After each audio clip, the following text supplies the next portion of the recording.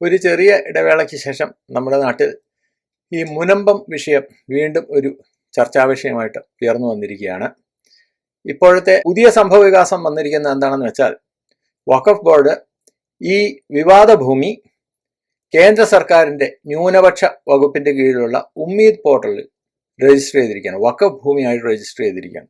Umeed portal എന്ന് പറയുന്നത് ഞാൻ പറഞ്ഞതുപോലെ ന്യൂനപക്ഷ വകുപ്പിന്റെ കീഴിലുള്ള ഒരു സംവിധാനമാണ്. അത് ഈ വഖഫ് ഭൂമികൾ പല സ്ഥലങ്ങളിലായിട്ട് ഇങ്ങനെ ചിതറിക്കിടക്കുന്നതിനെ എല്ലാം കേന്ദ്ര സർക്കാരിന്റെ നിരീക്ഷണത്തിന്റെ കീഴിൽ കൊണ്ടുവരാനായിട്ട് കേന്ദ്ര സർക്കാർ ചെയ്ത ഒരു നടപടിയാണ് ഉമ്മീദ് പോർട്ടൽ. ഈ ഉമ്മീദ് എന്ന് പറഞ്ഞു കഴിഞ്ഞാൽ അതിന്റെ അർത്ഥം തന്നെ പ്രതീക്ഷ എന്നാണ്.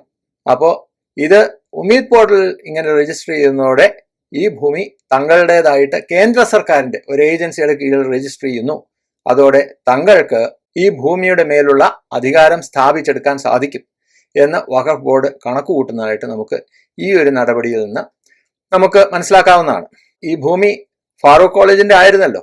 ആ ഫാറൂഖ് കോളേജിന്റെ ഭൂമി പണം വാങ്ങി ഇപ്പോൾ ഈ മുനമ്പത്ത് താമസിക്കുന്ന ആളുകൾക്ക് അവർ വിറ്റതാണ്. ഈ വിറ്റതിന്റെയും വാങ്ങിയതിന്റെ എല്ലാ രജിസ്ട്രേഷനും കടലാസുകളും ആധാരവും എല്ലാം അവിടെ താമസിക്കുന്ന ആളുകളുടെ വീട്ടിലിരിപ്പുണ്ട്. അപ്പോൾ അങ്ങനെ സ്വന്തം കൈവശാവകാശവും ഓണർഷിപ്പ്, അതിന്റെ ഉടമസ്ഥതയും എല്ലാം കാണിക്കാനുള്ള രേഖകളുള്ള ആളുകളുടെ മുഖത്ത് നോക്കിയിട്ടാണ് വഖഫ് ബോർഡ് ഇപ്പോൾ പറയുന്നത് ഇത് ഞങ്ങളുടെ ഭൂമിയാണെന്ന്. അതിന് നിയമസാധുത ഉണ്ടാവാൻ ഒരു സാധ്യതയില്ല എന്നുള്ള കാര്യം ഞാൻ പറയാതെ തന്നെ നിങ്ങൾക്കറിയാവുന്ന കാര്യമാണ്. ഇപ്പൊ വി.ഡി. സതീശൻ വീട്ടിലായിരിക്കുന്ന മറ്റൊരു കാര്യമുണ്ട്.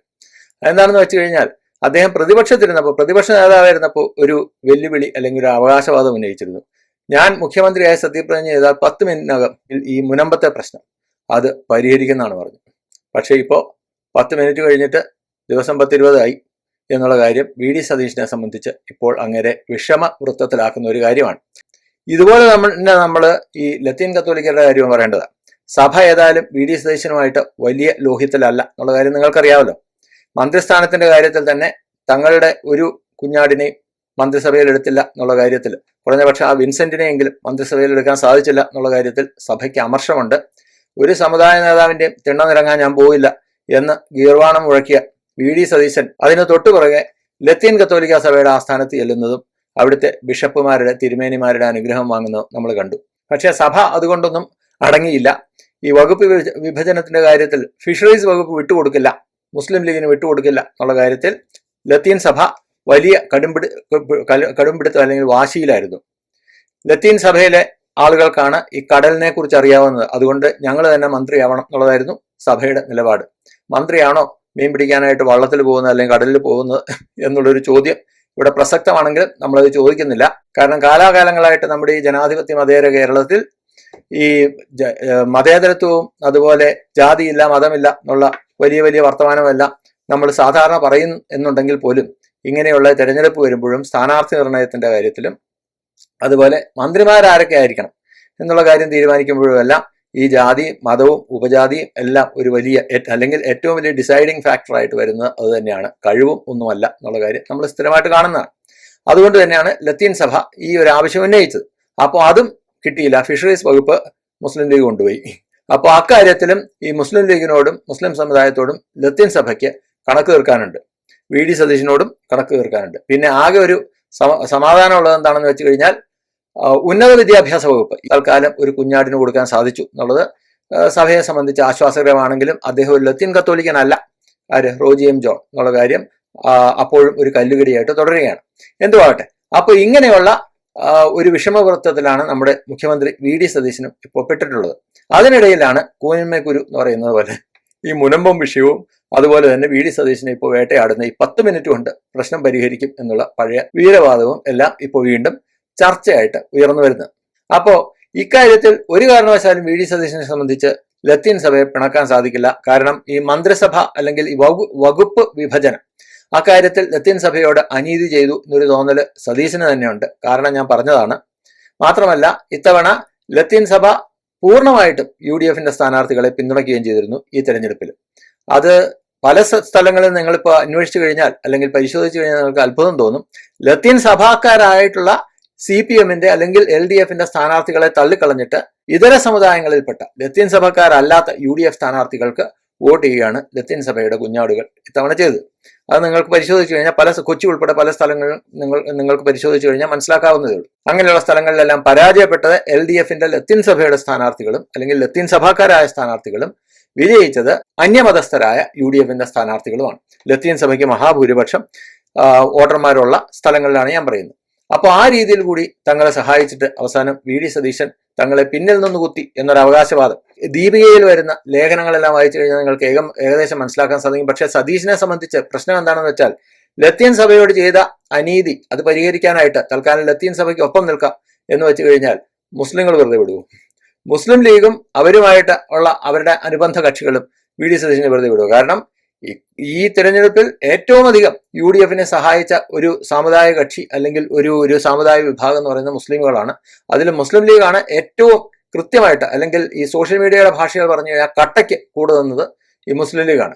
പ്രവൃത്തി പരിചയത്തിലും സീനിയോറിറ്റിയിലും അതുപോലെ MLA-മാരുടെ പിന്തുണയിലും എല്ലാം മുൻപന്തിയിലായിരുന്ന KC വേണുഗോപാലിനെ രമേശ് ചെന്നിത്തലയും എല്ലാം പിന്തള്ളി അല്ലെങ്കിൽ അവരെ എല്ലാം അവഗണിച്ച് VD സതീശനൊപ്പം കട്ടയ്ക്ക് നിന്നത് ആരാണ്? ഈ മുഖ്യമന്ത്രി ആക്കിയത് തന്നെ ആരാണ്? മുസ്ലിം ലീഗാണ്. ഇക്കാര്യം നമുക്കറിയാവുന്ന കാര്യമാണ്. അപ്പൊ അവരോട് എങ്ങനെ നന്ദികേട് കാണിക്കും? അപ്പോൾ ഇതിനിടയിൽ മറ്റൊരു കക്ഷിയായിട്ട് ഉയർന്നു വരാൻ സാധ്യതയുള്ള BJP ആണ്. BJPയെ സംബന്ധിച്ച് തീർച്ചയായിട്ടും ഇത് താല്പര്യമുള്ള ഒരു കാര്യമാണ്. കാരണം ഇവിടെ ക്രിസ്ത്യൻ സഭയുടെ പിന്തുണയ്ക്കായിട്ട് BJP പരിശ്രമിക്കുന്നതായിട്ട് പലപ്പോഴും കാണാവുന്നതാണ്. ഈ കഴിഞ്ഞ നിയമസഭാ തെരഞ്ഞെടുപ്പിലും ക്രിസ്ത്യൻ സഭയെ സന്തോഷിപ്പിക്കാനും കൂടുതൽ അവരുടെ സ്ഥാനാർത്ഥികളെ PC ജോർജും മകനും ഉൾപ്പെടെ ഉള്ള സ്ഥാനാർത്ഥികളെയെല്ലാം ക്രിസ്ത്യൻ വിഭാഗത്തിൽ നിന്ന് കൊണ്ടുവരാനായിട്ടും രാജീവ് ചന്ദ്രശേഖർ പ്രത്യേക ഒരു താല്പര്യം എടുത്തിരുന്നു എന്നുള്ളതായിരുന്നു നമുക്കറിയാം. ശ്രീ രാജീവ് ചന്ദ്രശേഖരനെ സംബന്ധിച്ച് ഈ എല്ലാവരെയും ഒരുമിപ്പിച്ചു കൊണ്ടുപോവുക, അതുപോലെ ക്രിസ്ത്യൻ സഭയെ കൂടി ഇതിനകത്തേക്ക് കൊണ്ടുവന്നിട്ട് അവരെ കൂടി വിശ്വാസത്തിലെടുത്ത് ക്രിസ്ത്യാനികളുടെ വോട്ട് കൂടി വാങ്ങുക എന്നുള്ള ഒരു ലക്ഷ്യത്തോടു കൂടിയാണ് അദ്ദേഹം പലപ്പോഴും പ്രവർത്തിക്കാറുള്ളതെന്ന് നമുക്ക് ശ്രദ്ധിച്ചു കഴിഞ്ഞാൽ അറിയാവുന്നതാണ്. സബ്കാ സാത്ത് സബ്കാ വികാസ് എന്നുള്ളതാണ് മൂപ്പരുടെ ലക്ഷ്യം അല്ലെങ്കിൽ മൂപ്പരുടെ മോട്ടോ. അതിൽ തെറ്റും പറയുന്നില്ല. പക്ഷേ ഈ മുനമ്പം വിഷയത്തിൽ BJP ഇടപെടാതിരിക്കുന്നതായിരിക്കും നല്ലത് എന്നാണ് എനിക്ക് തോന്നുന്നത്. കാരണം ഒരു കാര്യം ചിന്തിച്ചാൽ മതി, BJPക്ക് കേരളത്തിൽ അധികാരത്തിൽ വരണം അല്ലെങ്കിൽ അധികാരം പിടിക്കണം എന്നൊക്കെ ഉണ്ടെങ്കിൽ തൽക്കാലം മുസ്ലിമുകളോ ക്രിസ്ത്യാനികളോ വോട്ട് ചെയ്തിട്ട് നടക്കും എന്ന് ആരും BJPക്കാർ തന്നെ പ്രതീക്ഷിക്കുന്നുണ്ട് എന്ന് എനിക്ക് തോന്നുന്നില്ല.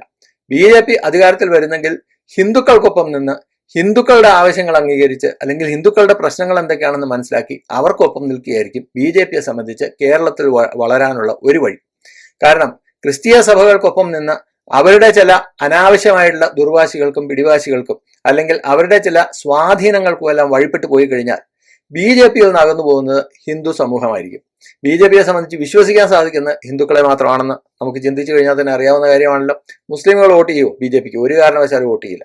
ക്രിസ്ത്യാനികൾ വോട്ട് ചെയ്യുമോ? ചില സമയങ്ങളിൽ മുസ്ലിമുകളോടുള്ള എതിർപ്പിന്റെ പേരിൽ ഒരുപക്ഷെ ക്രിസ്ത്യാനികൾ വോട്ട് ചെയ്യുമായിരിക്കും. അത് ശാശ്വതമല്ല എന്നുള്ളതിനുള്ള ഏറ്റവും നല്ല ഉദാഹരണമാണ് 2024 ലോക്സഭാ തിരഞ്ഞെടുപ്പിലുണ്ടായിരുന്ന ക്രിസ്ത്യൻ സഭകളുടെയോ അല്ലെങ്കിൽ ക്രിസ്ത്യാനികളുടെയോ പിന്തുണ. അതുപോലെ ഈ തദ്ദേശ സ്വയംഭരണ തെരഞ്ഞെടുപ്പിലോ അല്ലെങ്കിൽ ഇപ്പോൾ കഴിഞ്ഞ നിയമസഭാ തെരഞ്ഞെടുപ്പിലോ BJP കിട്ടിയില്ല.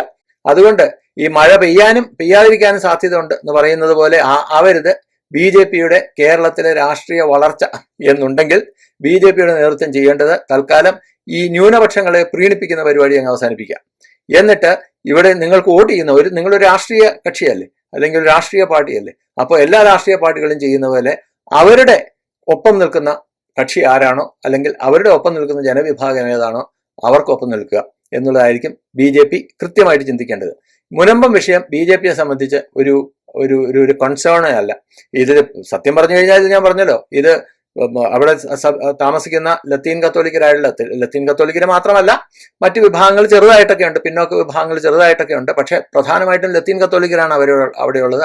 അവരുടെ ഭൂമിയാണിത്. അവർക്കാണ് നിയമപരമായ അവകാശവും അവർക്ക് തന്നെയാണ്. വഖഫ് ബോർഡിനൊന്നും ഇതിലൊരു കാര്യമില്ല. അവർ വിറ്റ് കാശാക്കിയതാണ് ഫറൂഖ് കോളേജ്, നമുക്കറിയാമല്ലോ. അപ്പോൾ ഇങ്ങനെയുള്ള ഈ രണ്ട് സമുദായങ്ങൾ തമ്മിലുള്ള പിടിവലിക്കിടയിൽ BJP പോയി തലവച്ചു കൊടുത്ത് അനാവശ്യ പുലിവാലി പിടിക്കാതിരിക്കുന്നതായിരിക്കും നല്ലത്. പക്ഷേ എനിക്ക് തോന്നുന്നത് നമ്മുടെ രാജീവ് ചന്ദ്രശേഖർജി സംസ്ഥാന പ്രസിഡന്റ് ആയതുകൊണ്ട് അദ്ദേഹത്തിന്റെ ഒരു നിലപാടെന്ന് പറയുന്നത് നമ്മുടെ മോദിജിയുടെ സബ്കാ സാത്ത് സബ്കാ വികാസ് ആണ്. അത് ഒരു കാരണവശാലും കേരളത്തിന്റെ സാഹചര്യത്തിൽ BJPക്ക് നല്ലതായിരിക്കില്ല, പ്രത്യേകിച്ച് ഈ മുനമ്പം വിഷയത്തിൽ എന്ന് പറഞ്ഞുകൊണ്ട് ഞാൻ അവസാനിപ്പിക്കുന്നു. Thank you. ജയ് ഹിന്ദ്.